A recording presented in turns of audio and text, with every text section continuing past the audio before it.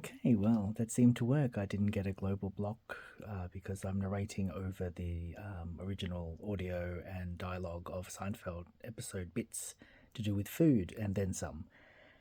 Apologies. I do want you to see this. I know it's not as enjoyable hearing my voice over it, but I'm stubborn. I want to get this published. So onward to part two. All right, I think we got up to here last time or so. So this is the pie episode where Jerry's girlfriend of the week refuses to have the apple pie. So not to give it away. No. Okay, so here we go on to, I think this is about where I left off. So Kramer's working with actual Dominicans to roll the crepes for George, I think, as a favour to George. And of course, George didn't realize the Kramer would actually use real people to do with Cuban cigars. So he actually got real Cubans to roll the crepes. I can't exactly remember how the connection was between the cigars and the crepes, but it's been a while since I've seen this episode. But yeah, it's funny nonetheless. So Kramer's worried now because he's put the communism, theories into their heads. But here they are working away anyway, making the crepes. But as you can see, they've made them too tight. And when people, cut into them with their forks or knives, it sprays out the contents, the juices inside.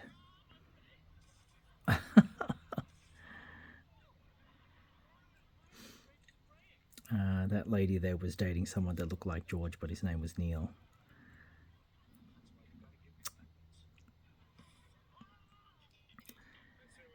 Okay, this is the coffee episode where Kramer snuck in a takeaway coffee into the cinema, and then it spilled onto his lap and burnt him. And this is the coffee company offering a settlement of something like $30,000 and free coffee in any outlet in America. But of course, you'll see Kramer will be in too much of a hurry to accept the offer, and he doesn't hear the monetary offer. He just hears the complimentary coffee offer, and then says, "I'll take it." Of course, it's going to go wrong because it's a comic stylings of Seinfeld.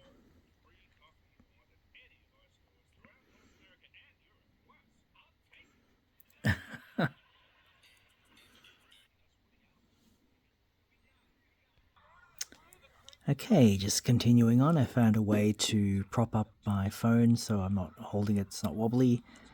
I know I could have just done the screen recorder thing, but just doing it this way instead.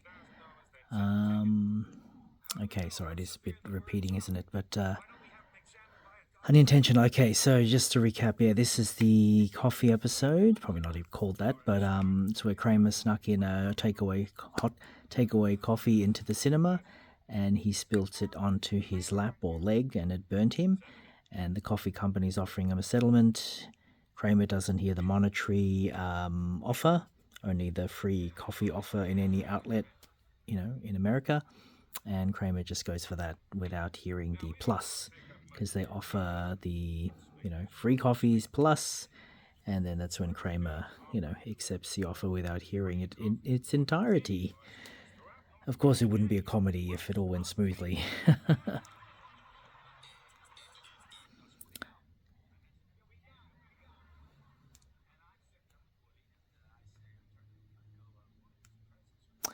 Okay, so this is the episode where George is doing a favor for someone who parks cars or moves cars so they don't get fined. And in the meantime, when Kramer was walking around the street, they were filming a Woody Allen movie. And this is the iconic line where, they say, "These pretzels are making me thirsty." And each of them have their own way of saying, "These pretzels are making me thirsty." Obviously, George is the most frustrated line when he says, "These pretzels are making me thirsty." Because he's saying, like, do you know anything about this pretzel guy? He could be, parking cars for a living, and he's got no job and no girlfriend. I mean, no job, a very, mundane job, and he's got no girlfriend. He's parking cars for a living. So yeah, he's yelling down to the street, "These pretzels are making me thirsty. Yeah, I hear ya, I hear." He's referring to the car alarms blaring and things are not going right for him. Yeah, he's clearly the most frustrated character of the four principal characters. Here is George at it again, bringing up the missing raisins. This is the classic two-parter of Seinfeld, the pilot episode, where they have cast other people as themselves.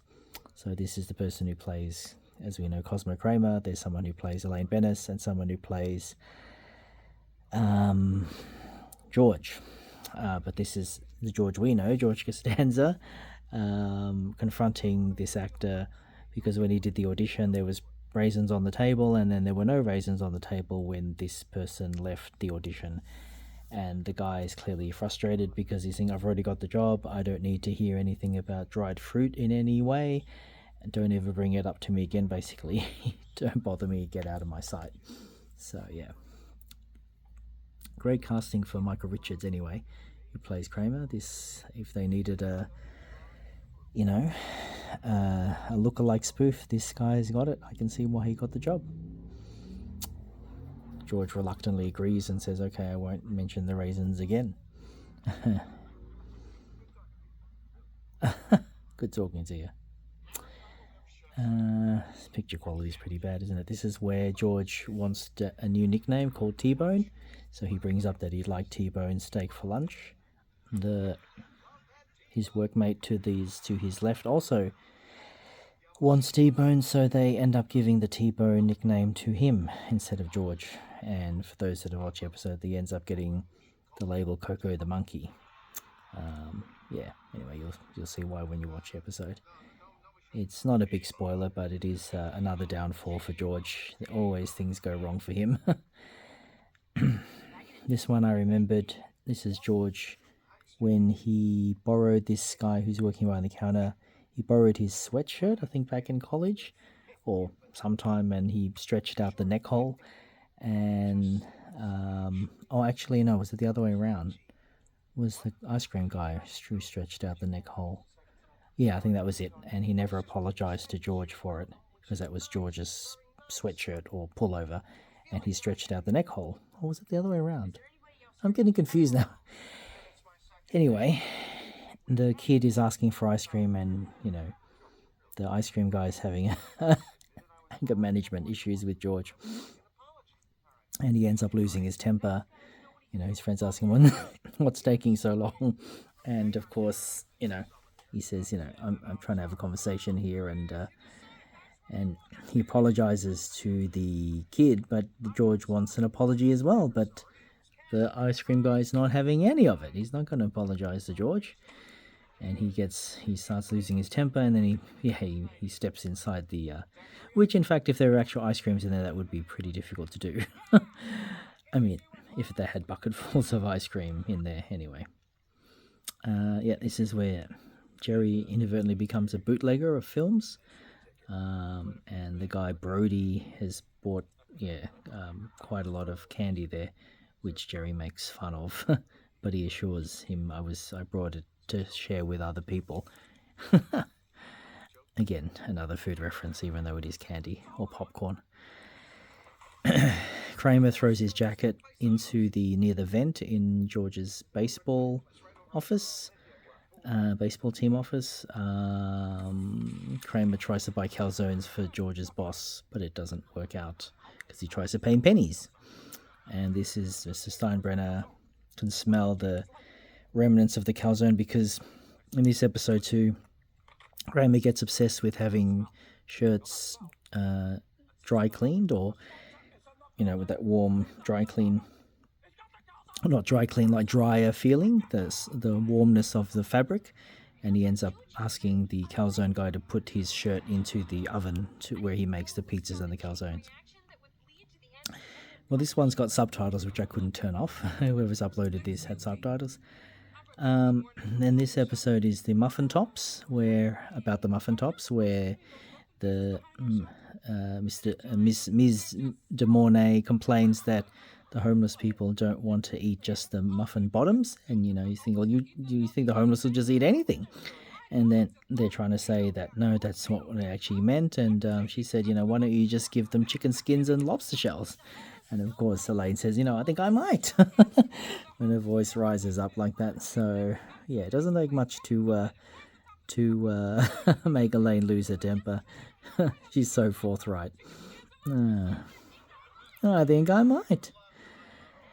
This is the episode where they go to the Hamptons, I believe, and Kramer inadvertently, of course, it could only be Kramer. He picks up caged traps to catch lobsters in the ocean, and claims them as his own. Basically, steals them from the fishermen and fishing folk that put the traps out there.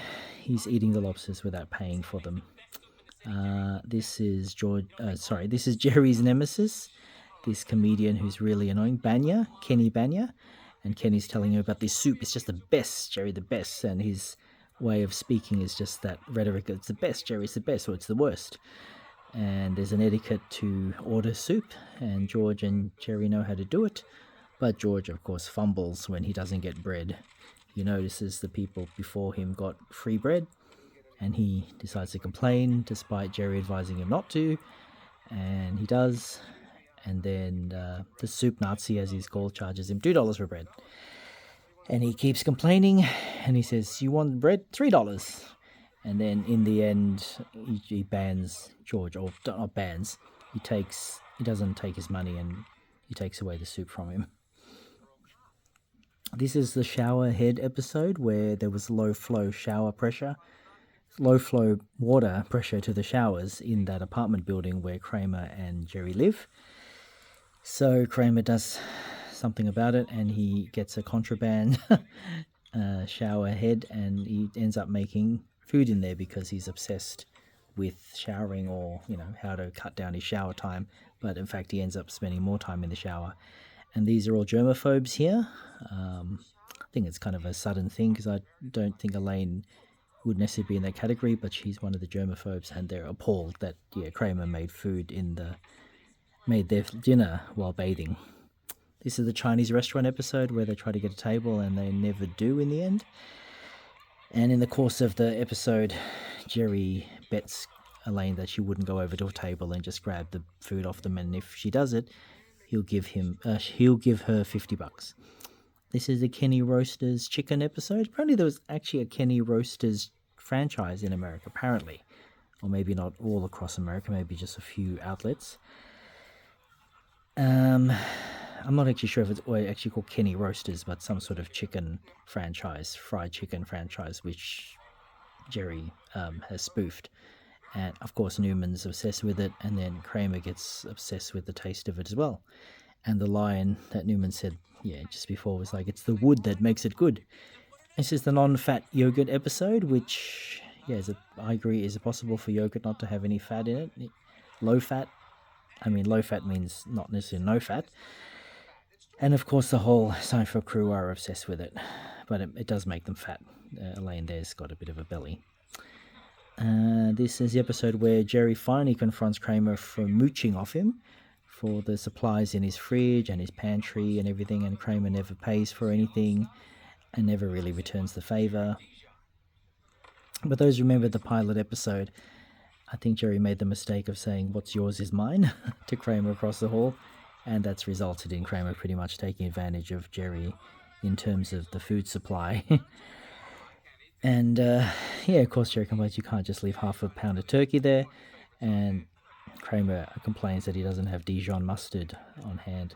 Here's Kenny Banya back again after offering his suit to Jerry, who hasn't worn it yet, and Banya, all he wants is to have dinner with Jerry in return for him giving Armani suit.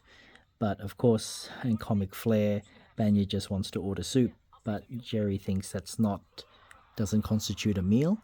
A soup is an entree, not dinner. And Banya insists, all I want is soup because I had a hot dog earlier. And of course Jerry says, who told you to have a hot dog? So it just spirals out of control, of course. That's the best thing about Seinfeld, one tiny thing just ends up blowing up. and ultimately affecting all the four principal characters in some interconnected way. Here is one of Elaine's bosses, Mr. Pitt, and she's sharpening pencils. As you can see, it's always some menial task.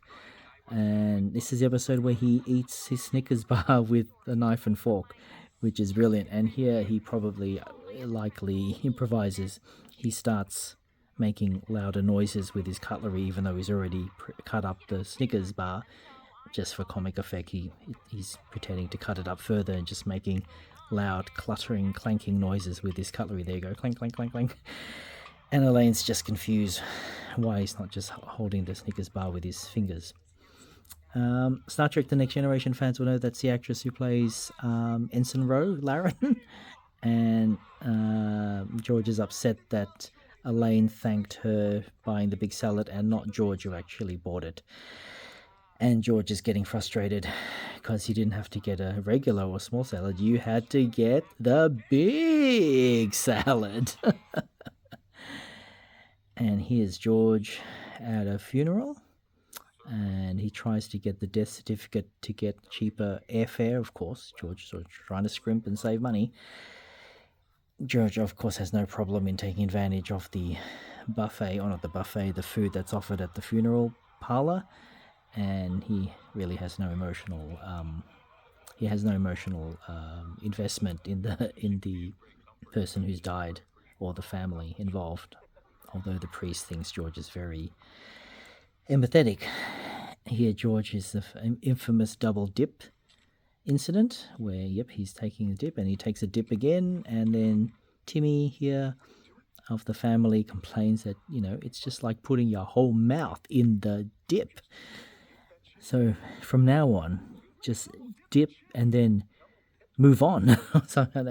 And of course, George is having none of it and saying, you dip the way you want to dip, and I'll dip the way I want to dip. And it ends up in a fight.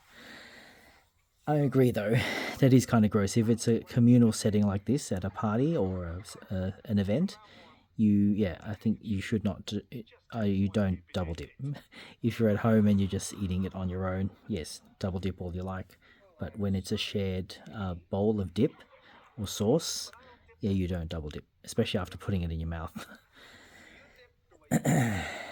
So George just keeps doing it, and of course Timmy gets frustrated and just starts physically assaulting him. Kramer complains about the fruit, that it's subpar, and of course they cast the support actors brilliantly, and the greengrocer obviously has no bar of this. He says, you want restitution, that's up to God.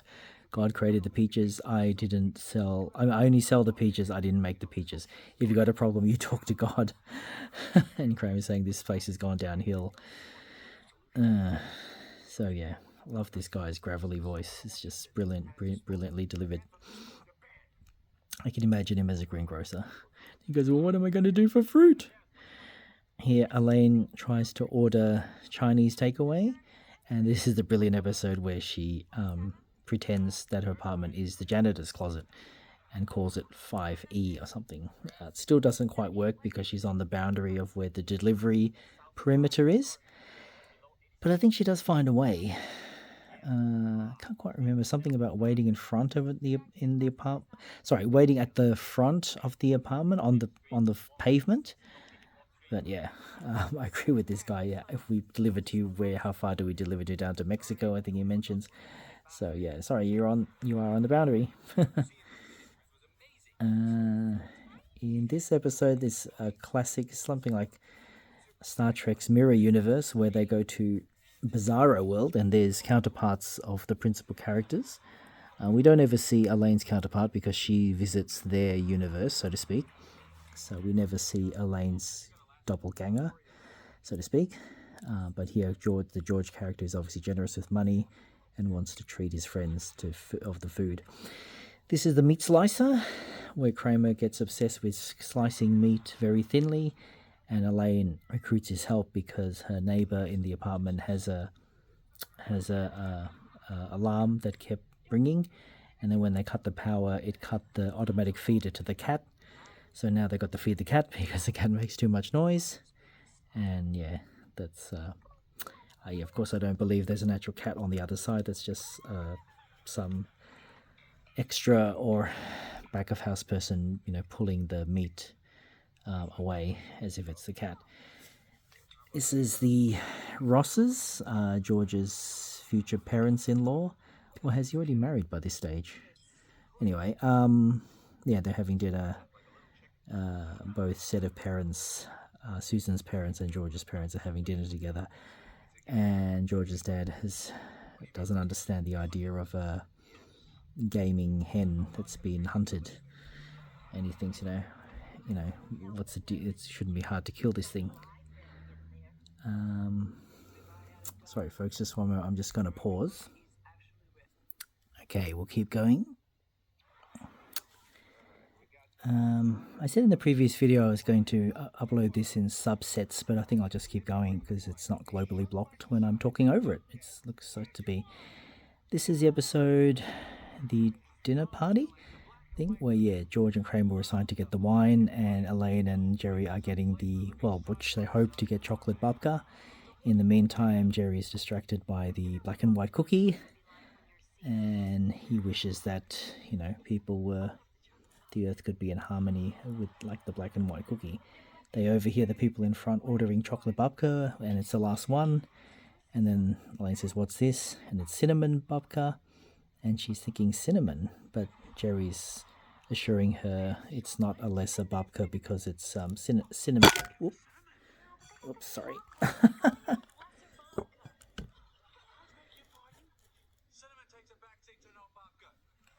Yes, so cinnamon takes no backseat to chocolate babka, which I agree. Although I've actually never had it, so I don't really know what it tastes like. Sorry, just one second. Let me fix this a little bit. Okay.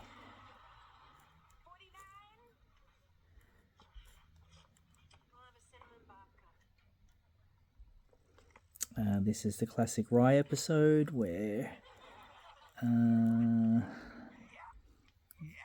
George wanted to impress his in-laws, so he got Jerry to buy him some special Marlboro Rye, which he had to take off an old woman who bought it originally, and then hoist it up to his in-laws' apartment.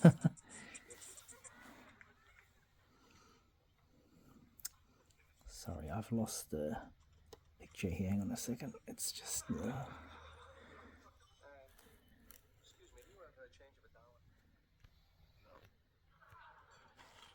George is at the workplace of Putty.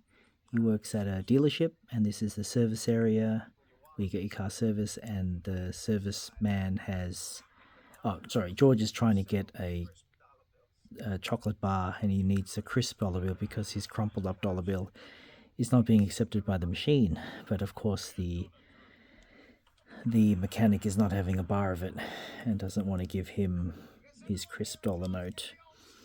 And of course George is getting upset, and he's saying, well, what I could do with you. Going on, this is a classic airport episode where Elaine ends up in coach while Jerry's in first class. You'll see that in the next scene. Of course, Elaine experiences all the bad customer service, where the flight attendant here is saying you shouldn't get up during meal service. And yeah, he's complaining he's got a full plane to serve and you shouldn't have got up. So too bad, you just have to wait. She sneaks into first class but gets caught, even though the seat is empty.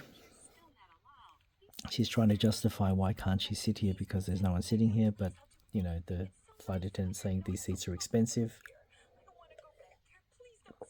And they're serving cookies, so she's so hungry because I think she's missed out on her meal. There's only the vegetarian meal left. And of course, Jerry's lapping it up at first class. He meets his fellow passenger, which happens of course sit next to him, and it's a beautiful woman. And they're lapping up all the luxuries of wine and all the foods and dessert. And Jerry's just completely forgotten about Elaine's plight, stuck in coach.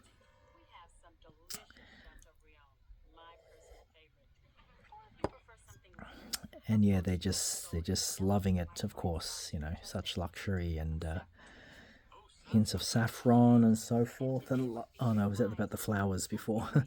No, it's about the food, and they're thinking more of everything. Now they're having the ice cream, lavish amounts, and served obviously in a nice glass there. Rather than Coke, you probably just get a popsicle stick or something. So yeah, and this classic episode, which I didn't show because it wasn't about food, but about Kramer and George trying to collect them on time. Yes, as Jerry said, more of everything. What's this episode here? So we've got, oh yes, Kramer taking karate lessons, but his opposition is children, and he's getting a lift with one of the kids' mums, and they're wanting ice cream, and they're celebrating when she says yes. Here, Kramer's going undercover about the sniffling accountant, and he's saying, here's to having a good time all the time, drinking beer and smoking a cigarette at the same time. Only Michael Richards would come up with that, the actor, brilliant physical actor, physical comedy.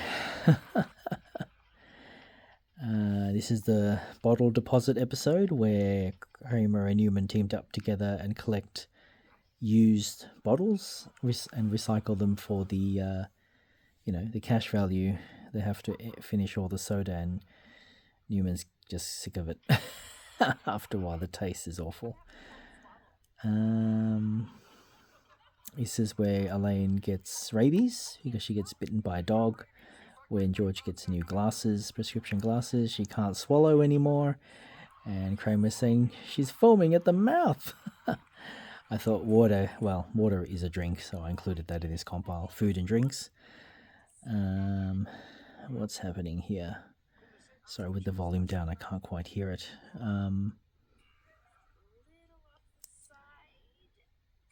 Oh, yes, this is where Elaine eats this is just so far-fetched, it wouldn't happen in reality. She'd get sick, even at the first bite. It's some ancient cake, which she's working for Mr. Peterman at this time, and Mr. Peterman's going to have this cake appraised, but Elaine's got a sweet tooth and digs into it, but if it's some 200-year-old cake, it would be moldy.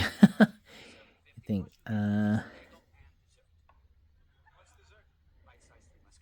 this episode is where, Kramer sold his life stories to Mr. Peterman, but he's going to have a real Mr. Peterman bus tour, and he's charging $33.50 or something.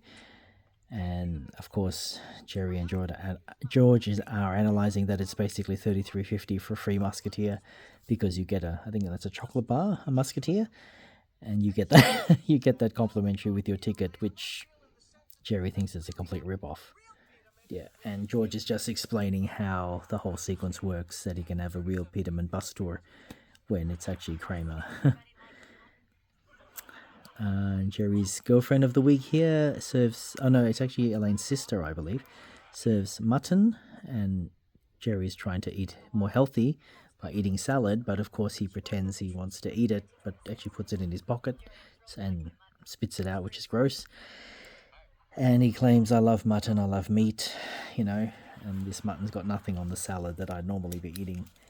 The Junior Mint episode, classic, where where Jerry and Kramer are watching a live surgery from the viewing gallery, and of course, in reality, food wouldn't be allowed to be in this environment, but of course, for comic effect, Jerry doesn't want the Junior Mint that's forced on him, and it goes into the patient.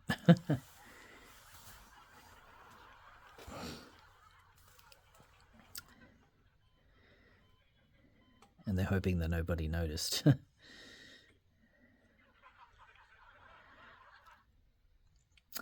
This is the Bosco episode where it's the automatic teller machine password that George doesn't want to share even with Susan, his fiancée/wife. I can't remember at what point if they got married already, or not, or they're just still, it's his fiancée. I think it leads up to the wedding, but we never actually see it. It's probably the comic effect. Anyway, this is Mr. Peterman's mother. George ends up with him because Elaine cancels a dinner date, and then George ends up having dinner with Mr. Peterman, and he confesses his PIN or his passcode is Bosco. And then the mother wakes up and starts yelling, Bosco, Bosco, and he's like, shush, shush, shush. And of course, Mr. Peterman's thinking, who's Bosco? And yeah, of course, it's mysterious. It has no context for Mr. Peterman. He's just thinking, what's wrong, mother? What's wrong? And of course, she yells out Bosco and then dies. Several deaths occur in Seinfeld. They don't have any qualms about that. This is George's date for the week, and this is George's date's mother. And she thinks she's such a gentleman, and George says, I argue if I could. And it's the infamous episode where George is going to eat out of a trash can. I like how the Americans call it trash and not a bin. So he opens up the kitchen trash can and he sees an eclair that's already been eaten, by the way. It's got a mouthful there, chewed out, and he still picks it up and eats it. So not only is it in the trash, it's already been consumed by one of the guests. Is that right? Is that right? Kramer with Japanese tourists that he befriends, and they end up drinking sake together in the hot tub that he's got set up there, of course. And he's making them breakfast because he sleeps in the drawers of Elaine's boyfriend of the week, who's made that furniture. The furniture is named after him, and he's got the Japanese people sleeping in the drawers. Of course, massively oversized drawers where it can actually fit human being. And here they are, getting drunk, and George is wanting trying to sell the pilot episode of Jerry to the Japanese market, and, they got to be sober for the meeting, but of course they're not having a bar of it, they don't care. And speaking of the pilot, it's a related episode where this gentleman is the head of NBC in this fictional universe premise, and they want him to get Elaine's attention to butter him up to say yes to accepting to take on Jerry as a pilot series on his network. And in the end, he becomes infatuated with Elaine, I guess mostly because of her physicality here. She's wearing a push-up bra and showing her cleavage, and he gets infatuated with her, and really just falls head over heels. Of course, Jerry and George love that because then Elaine can manipulate him and get him to accept the pilot episode and be in business together. And Elaine's doing everything to get his attention, and finally says, do you have a catch-up secret in getting it out? Because I've just been pounding on the bottle, and it's been so difficult. And he eventually looks up at her cleavage. And that's what George did to his daughter inadvertently, and was looking at his cleavage. I love the line from Jerry, which I didn't show here, that says, you don't stare at the sun, you just have a quick look at it. So yeah. So he goes, no, I don't have a ketchup secret. So yeah. And I love this physical comedy here where George and Jerry move away to the side so they can have a clear view of, he can have a clear view of Elaine. And speaking of cleavage, yes, Monks has been taken over with a new owner, and she thinks the anti-discriminatory board here, these gentlemen are not doing their job. They say, you're eating breakfast, lunch, and dinner here. And he goes, oh, we're checking it out. And he said, oh, you're checking it out. All the waitresses seem to be big-breasted, as Elaine is the original complaint. And she finally talks to the manager and says, you're in big trouble, mister. And the explanation is, it's a nice twist that the waitresses are all his daughters. So, of course, he has a right to hire them, despite them being big-breasted. So, yeah.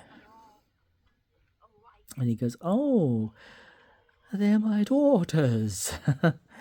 And then, of course, George switches his tempo and says, like, oh, what a fine establishment you have. What magnificent staff and hard-working staff you have here. This is going on from Crazy Joe Davola, a character I just love the darkness when they dip into darkness in Seinfeld. He's someone who needs medication to keep him from going crazy, and when he doesn't get it, he pretty much sabotages Jerry's pilot episode in this series, the fictional pilot episode. And George is trying to, Jerry is trying to get this policeman to escort him into a cab because he thinks Crazy Joe Davolo's outside waiting to beat him up. And of course, in comic stylings, the cop orders more and more food, and Jerry's waiting and waiting. Initially, he wants a muffin, and now he's ordering a sandwich, and then he gets a coffee, and it just goes on and on. And in the end, he doesn't end up escorting Jerry to a cab. So yeah, great use of the Joe Davola story arc, which affects pretty much all the characters in the end. So yeah, Jerry's getting clearly upset that the cop is pretty much ordering food, taking more time.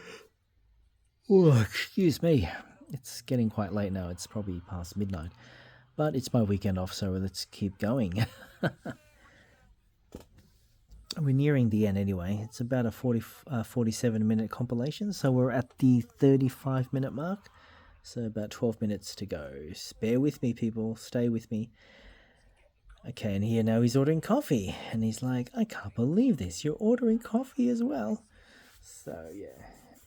I don't really see Jerry as a sort of type to be assertive, but when he does, it's yeah. They need to give Jerry something to do. Jerry Seinfeld purposely wanted all the main storylines or the good storylines to go to his co-actors and not to him, even though the show's called Seinfeld. He wanted the others to outshine him in terms of storylines. Newman with the bottle deposit episode, he ends up going onto a farm after Kramer kicks him out of the mail truck to pursue Jerry's stolen service car by a crazed mechanic. Not the mechanic you saw at the dealership there. And this farmer has one rule that you don't, fool around with my daughter. But of course, Newman gets infatuated with her, and he's loving the mutton and the cider. He said, "Oh no, it's not too tart at all. I love cider." And yeah, and the daughter's getting infatuated with him as well. This is the muffin top episode where they order a cleaner to help clean out the muffin bottoms that have been accumulating because they're only selling the tops of the muffins. So the bottom of the muffins, of course, are cleaned out by Newman. He's hired as a cleaner, and of course, the head of the ex-Pendant Publishing, doesn't quite understand what's going on, but Newman says, this is time is of the essence. You need to give me an 8-ounce glass, and off he goes. They're the pile of muffin bottoms. Mr. Lipman, that's right, off the old Pendant Publishing house. And yeah, I love how Newman's got a special bag to carry the bottles, the glass bottles of milk, full cream milk, I imagine. And there he goes. The muffin bottoms aren't going to waste, but they're going into Newman's stomach. Brilliant. He's loving it. And here we've got the classic gyro episode where I don't know if this is actually true, where you step off a particular subway platform in New York and there's a gyro stand right there. I don't think they would allow it somehow. Maybe, on the pedestrian level of the subway, but not inside the subway. They wouldn't just have a pop-up stand where they sold these dripping sauce gyros, which end up on the TV guide of El Roca, which George's dad loves to collect TV guides. And then, of course, naturally enough, we have, we have El Roca guest starring because he's on one of the covers of TV Guide, or a TV Guide created just for this episode.